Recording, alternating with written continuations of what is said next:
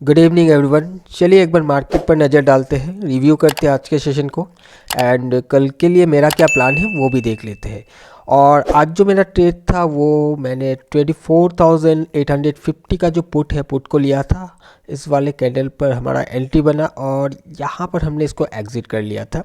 सो 1:5 risk word ratio हमने achieve किया था इस ट्रेड में। उसके बाद भी मार्केट थोड़ा बहुत गिरा था बट हमने यहाँ पर एग्जिट कर लिया क्योंकि यहाँ पर इस जगह पर अगर देखोगे तो रिजेक्शन तो दिख रहा था।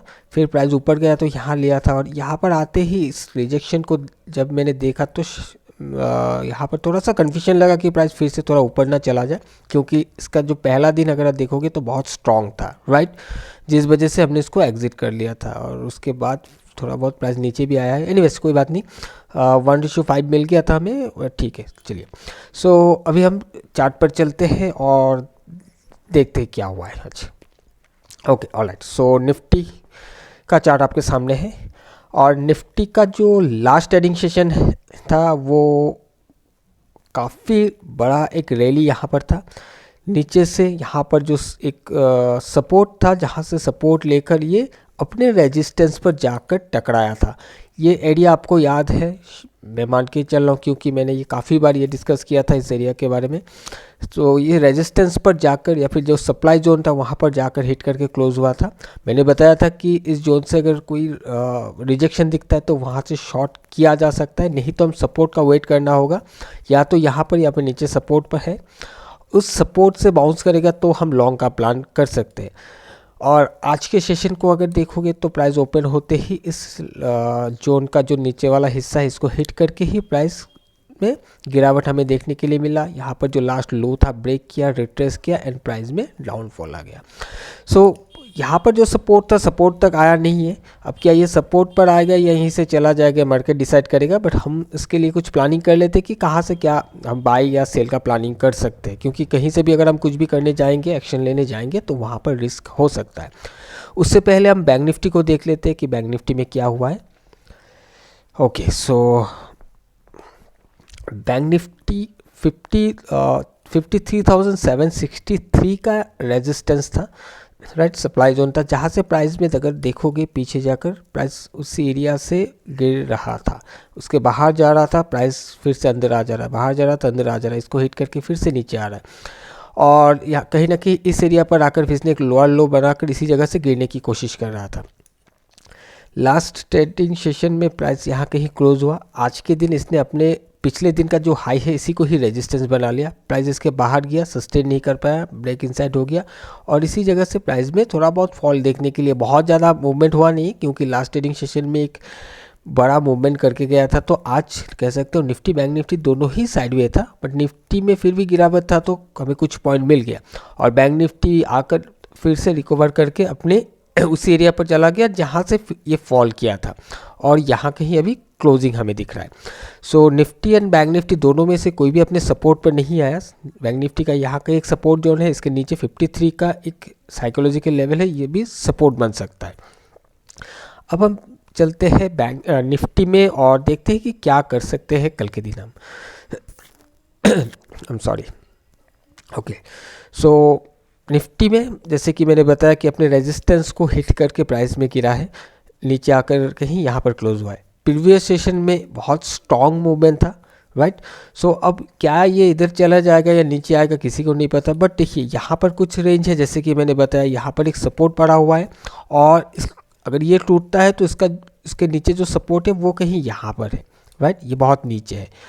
अब अगर इसको स्ट्रॉन्ग होना है तो ये इस सपोर्ट से बाउंस कर जाए। अगर ये सपोर्ट से बाउंस करता है तो हम यहाँ पर प्लान करेंगे लॉन्ग जाने के लिए, ओके।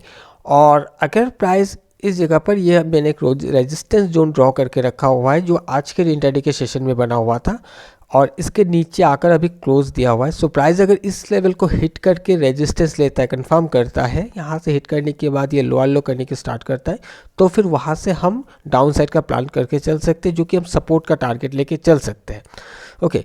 शॉर्ट करना है तो हम इस जोन से अगर कंफर्मेशन मिलता है तो हम शॉर्ट करेंगे, यानी कि डाउन साइड का प्लान करेंगे और हम सपोर्ट का वेट करेंगे कि सपोर्ट पे आने के बाद अगर प्राइस इस सपोर्ट को ऑनर करता है तो हम लॉन्ग का प्लान करेंगे, राइट। सो अब देखते हैं कि इस सपोर्ट को ये ऑनर करके ऊपर जाने की कोशिश करता है या फिर इसको भी ब्रेक करके नीचे आ जाता है। नीचे भी एक सपोर्ट पड़ा हुआ है, सो कहीं से भी बीच में यहाँ पर कुछ ट्रेड करना सही नहीं होगा, वो रिस्की हो सकता है। अब अगर इसको ऊपर जाना है, मैं मान लेता हूँ कि प्राइस को ऊपर जाना है, नीचे इस सपोर्ट तक आना नहीं है अभी और प्राइस ब्रेकआउट कर जाना, अगर ऐसा है तो हमें वेट करना होगा कि ये जो इंट्राडे में एक रेंज बना हुआ है इसका ब्रेकआउट हो सबसे पहले। अगर ये ब्रेकआउट होकर प्राइस सस्टेन करता है तो उसके बाद रिट्रेसमेंट पर हमें कहीं ना कहीं से मौका मिल जाएगा इसको लॉन्ग करने के लिए। ओके, आई होप कि आपको ये समझ में आ रहा होगा कि क्या प्लान करके मैं चल रहा हूँ कल के दिन के लिए। अब मैं बैंक निफ्टी को भी एक बार देख लेता हूँ। सो बैंक निफ्टी अपने रेजिस्टेंस पर ही है, इसको हिट करके ही क्लोज हुआ है। इसका जो सपोर्ट है यहाँ का ही सपोर्ट पड़ा हुआ है और इसके नीचे 53,000 का एक साइकोलॉजिकल लेवल भी पड़ा हुआ है। इसको ब्रेक करते हम शॉर्ट नहीं कर सकते क्योंकि ये एरिया भी सपोर्ट बन सकता है। शॉर्ट हम कहाँ से कर सकते हैं कि प्राइस अगर इसी एरिया के आसपास फिर से, जैसे कि देखिए यहाँ से प्राइस जब गया था फिर हिट करके इसने इस लो को तोड़ दिया है, राइट। सो प्राइस अगर जाकर इस वाले हाई को प्रोटेक्ट करते हुए इसके नीचे कहीं से भी लोअर हाई बनना स्टार्ट करता है, यहाँ पर कोई भी कंफर्मेशन आता है तो हम वहाँ से शॉर्ट का प्लान करके चल सकते हैं और इस जोन का टारगेट लेते हुए चल सकते हैं, राइट। और अगर ये जोन को ब्रेक करता है तो कहीं ना कहीं 53 का भी टारगेट हमें मिल सकता है। और अगर लॉन्ग करना है तो प्राइस को नीचे आकर कहीं ना कहीं से सपोर्ट बिल्ड करने दीजिए, इस वाले सपोर्ट जोन से ये सपोर्ट बिल्ड करके उठे या फिर 53 को हिट करके ये सपोर्ट बनाकर उठे। अगर कंफर्मेशन ऐसा मिलता है तो हम लॉन्ग कर सकते फिर से इस रेजिस्टेंस के लिए, ठीक है। और इसके नीचे जो सपोर्ट पड़ा हुआ है वो काफ़ी दूर है, अब हो सकता है कि ये कल यहाँ तक ना आए क्योंकि स्ट्रॉन्ग है, तो हो सकता है कि इसी सपोर्ट से उठ जाए या फिर 53 से ये रिजेक्ट होकर प्राइस ऊपर चला जाए, ऐसा भी हो सकता है। और अगर प्राइस नीचे नहीं आता है उसको ब्रेकआउट कर जाना है तो 53,763 का जो लेवल है इसके ऊपर ब्रेकआउट करके सस्टेन होने देना होगा सबसे पहले। अगर ये सस्टेन हो जाता है तो उसके बाद प्राइस जब रिट्रेस करेगा, रिट्रेसमेंट में कहीं ना कहीं से ये सपोर्ट बिल्ड करके हमें कंफर्मेशन दे देगा और वहाँ से हम एक लॉन्ग साइड का प्लान करके चल सकते हैं। सो आई होप कि आपको समझ में आ गया होगा क्या प्लानिंग है निफ्टी में एंड बैंक निफ्टी में। और कुछ स्टॉक में कोई नहीं बता रहा हूँ, मैंने कुछ ऐसा स्टॉक सिलेक्ट किया नहीं जो कि मैं आपके साथ आज के दिन में शेयर कर पाऊँ। मतलब आप TCS को देख सकते हो एक बार कल के लिए।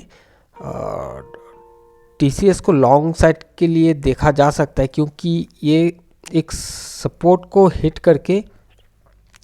हिट करके प्राइस यहाँ से घूमने की कोशिश की। अगर आप आज के सेशन को देखोगे तो ये लोअर हाई में था और जैसे ही यहाँ पर हिट किया प्राइस इसी जगह से हायर लो बनाकर क्लोज हुआ है। सो ध्यान में रखिएगा कि ये सपोर्ट जो बना हुआ है ये टूटना नहीं चाहिए कि प्राइस अगर इसके नीचे आकर ट्रेड करने लगता है तो फिर हम वहाँ पर लॉन्ग नहीं जा सकते। अगर प्राइस इस सपोर्ट को ऑनर करता है, यानी कि ये जो लो बना हुआ है, लास्ट जो लो हमें दिख रहा है, ये लो अगर प्रोटेक्ट हो जाता है तो हम लॉन्ग साइड के लिए प्लान कर सकते हैं इसको लेकर, ओके। एंड एक M&M को मैं देख रहा था काफ़ी टाइम से। सो M&M में भी लॉन्ग साइड के लिए प्लान किया जा सकता है। इसका जो मेन सपोर्ट पड़ा हुआ है यहाँ पर पड़ा हुआ है, राइट। सो इसके बाद इस एरिया पर एक सपोर्ट बिल्डअप होता हुआ दिख रहा है। अब हो सकता है ये कुछ खास ऑर्डर ना करे, बट प्राइस अगर नीचे आता है इस एरिया पर ध्यान दीजिएगा कि क्या प्राइस यहाँ पर आने के बाद ये कोई भी फॉर्मेशन रेडी करके ये ट्रेंड को कंफर्म कर रहा है कि आप डायरेक्शन के लिए। अगर ऐसा होता है तो फिर वहाँ से हम लॉन्ग के लिए जा सकते हैं। और अब हो सकता है कि ये जो सपोर्ट ऊपर में मैंने लगा कर रखा है यहाँ से भी ये बाउंस करके चल सकता है। सो वो तो दिख जाएगा प्राइस मार्केट में कि प्राइस किसको ऑनर कर रहा है, क्या इसको हिट करके ये सपोर्ट बिल्डअप हो रहा है या फिर ये ब्रेकआउट होके प्राइस इस सपोर्ट पर आ जा रहा है।